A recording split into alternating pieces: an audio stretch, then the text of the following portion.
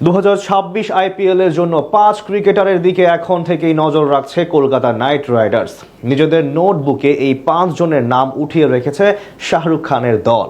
সাথে তাদের নিয়ে বিশেষ পরিকল্পনা সাজাচ্ছে কেকেআর টিম ম্যানেজমেন্ট। তবে প্রশ্ন উঠেছে, সাকিব ও লিটনের পর নতুন কোনো টাইগার ক্রিকেটার সুযোগ পাবেন কি সেখানে? সম্ভাবনা আছে 2 জনের। কেকেআরের সেই পরিকল্পনা নিয়েই বিস্তারিত থাকছে রিপোর্টে।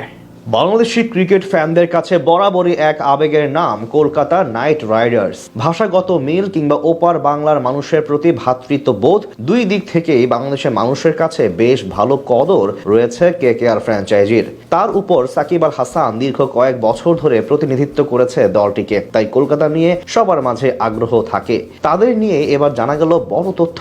2026 আসরের নিলামের আরো 1.5 মাসের মতো বাকি থাকলেও এখন থেকেই 5 জন ক্রিকেটারের দিকে নজর রেখেছে ফ্র্যাঞ্চাইজিটির টিম ম্যানেজমেন্ট। নিলামে তাদেরকে নিতে হাড্ডাহাড্ডি লড়াই করতে পারে বলিউড বাদশাহ শাহরুখ খান।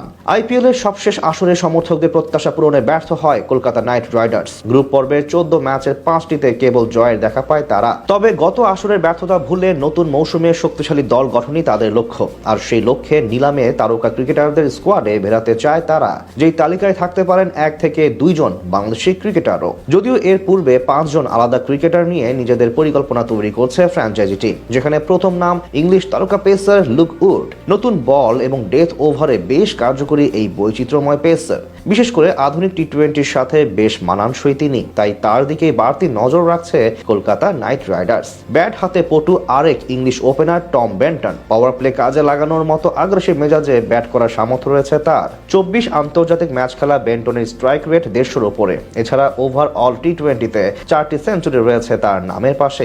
এদিকে রাজস্থান রয়্যালসের সঙ্গে সম্পর্ক ছিন্ন করতে পারেন দলটির কাপ্তান সঞ্জু স্যামসন, তাই উইকেট কিপার ব্যাটার অন্তর্ভুক্ত করতে তার দিকেই নজর রাখছে কলকাতা নাইট রাইডার্স। এছাড়া নেতৃত্বের দিক থেকেও তিনি সম্ভাব্য। অস্ট্রেলিয়ার অলরাউন্ডার ক্যামেরন গ্রিনকে কেকেআর এর এখনই বড় টার্গেট বলে ধরা হচ্ছে। তার ব্যাটিং ও বোলিং উভয়ে ভালো করার সক্ষমতা রয়েছে, বিশেষ করে শেষ দিকে কার্যকরী হয়ে উঠতে পারেন তিনি। আন্তর্জাতিক ক্রিকেট এবং সব ধরনের টি-20 ম্যাচেই তার স্ট্রাইক রেট 150-র উপরে।